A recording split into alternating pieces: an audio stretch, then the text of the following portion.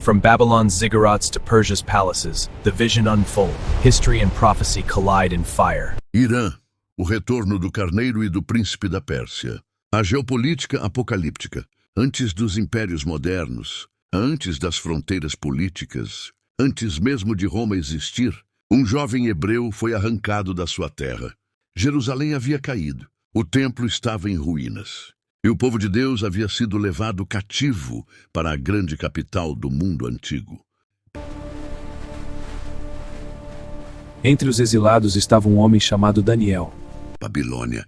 Entre os exilados estava um homem chamado Daniel, um homem que se tornaria conselheiro de reis, mas também testemunha de algo muito maior, porque naquela terra estrangeira algo extraordinário começou a acontecer.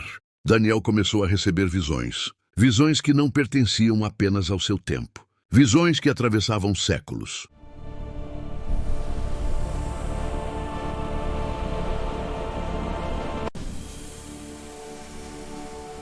Daniel, não temas. Eu sou Gabriel. Em uma dessas revelações, Daniel relata algo surpreendente. Ele escreve: Eu estava olhando na visão e aconteceu que me achei na cidadela de Suzã. Suzã, a capital do império que ainda estava por vir, o Império da Pérsia. Daniel não estava apenas vendo símbolos. Ele estava sendo levado através da geografia da história futura, da Babilônia, para a Pérsia, para os conflitos que moldariam o mundo. Às margens do rio Ulai, Daniel observa um carneiro poderoso, 2 chifres, um reino com 2 forças unidas, a Média e a Pérsia. Naquela noite, já avançado em idade, Daniel deitou-se para descansar. E na visão, à beira do rio Ulai, na fortaleza de Suzã, ele ergue os olhos e vê um carneiro forte com 2 chifres. O texto diz que esse reino avançaria para o norte, para o sul e para o ocidente, e ninguém conseguiria detê-lo.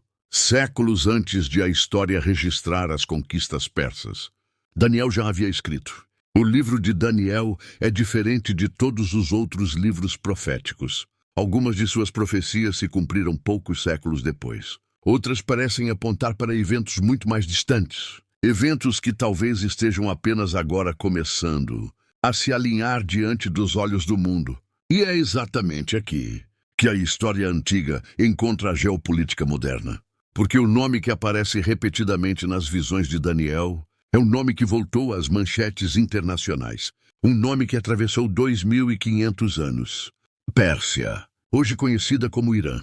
Estamos em março de 2026. O mundo observa tensões militares, alianças estratégicas e conflitos que se concentram exatamente na mesma região, descrita pelos antigos profetas. Seria apenas política internacional? Ou estamos testemunhando o desenrolar de uma narrativa muito mais antiga, uma narrativa que começou quando um exilado em Babilônia olhou para o futuro e escreveu o que viu? Esta é a história da antiga Pérsia, do tabuleiro profético descrito por Daniel e aprofundado por Ezequiel, uma história que atravessa milênios e que pode estar se aproximando de um momento decisivo.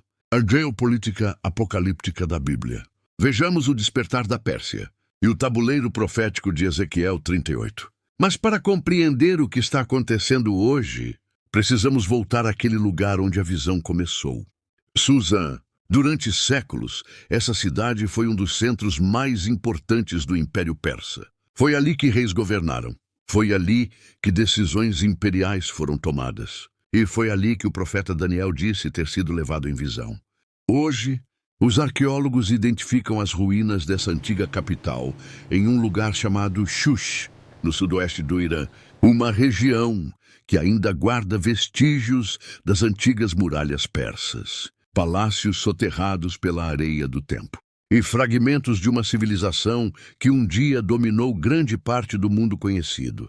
É naquele mesmo território, hoje dentro das fronteiras do Irã moderno, que Daniel disse ter visto o início de uma das visões mais marcantes de toda a Bíblia.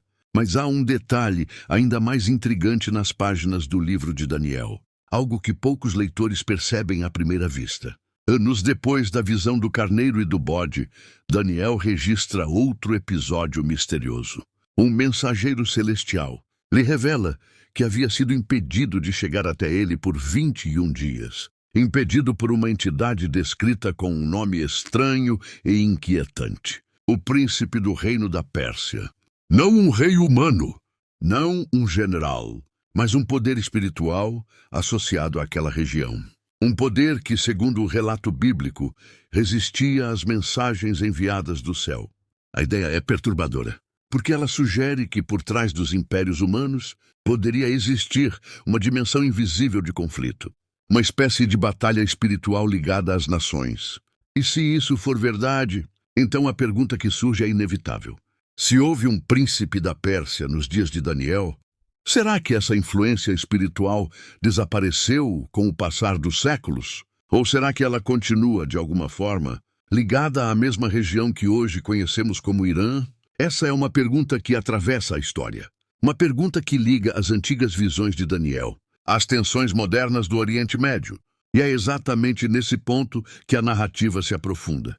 Porque quando avançamos nas páginas das Escrituras, outro profeta entra em cena. Um profeta que menciona novamente a Pérsia. Mas desta vez dentro de uma grande coalizão de nações. Uma coalizão descrita no livro de Ezequiel, no capítulo 38. Uma passagem que muitos estudiosos consideram uma das mais intrigantes profecias sobre o futuro do Oriente Médio. E é ali que o nome da Pérsia aparece novamente. Agora não mais apenas como um império antigo, mas como parte de um cenário profético que muitos acreditam ainda estar por se cumprir. E é exatamente para essa profecia que vamos olhar agora. As peças estão se movendo. De um lado, as ruínas de Suzã e o relato de um profeta exilado há 2.500 anos. Do outro, as manchetes que piscam em nossas telas neste exato momento, em março de 2026. A pergunta que fica não é mais se a história se repete, mas se ela está seguindo um roteiro que já foi escrito antes, mesmo de os grandes impérios existirem. Seria o Irã de hoje apenas um ator político em busca de hegemonia? Ou estamos vendo a manifestação física daquele príncipe da Pérsia que Daniel descreveu, preparando o cenário para a coalizão de Ezequiel 38? Muitos olham para o Irã e veem apenas estratégia militar. Mas depois de tudo o que vimos hoje, eu te pergunto, você acredita que o que acontece hoje em Teherã é fruto do acaso geopolítico? Ou estamos diante do cumprimento literal de uma contagem regressiva, profética que ninguém pode parar? Deixe sua opinião aqui nos comentários.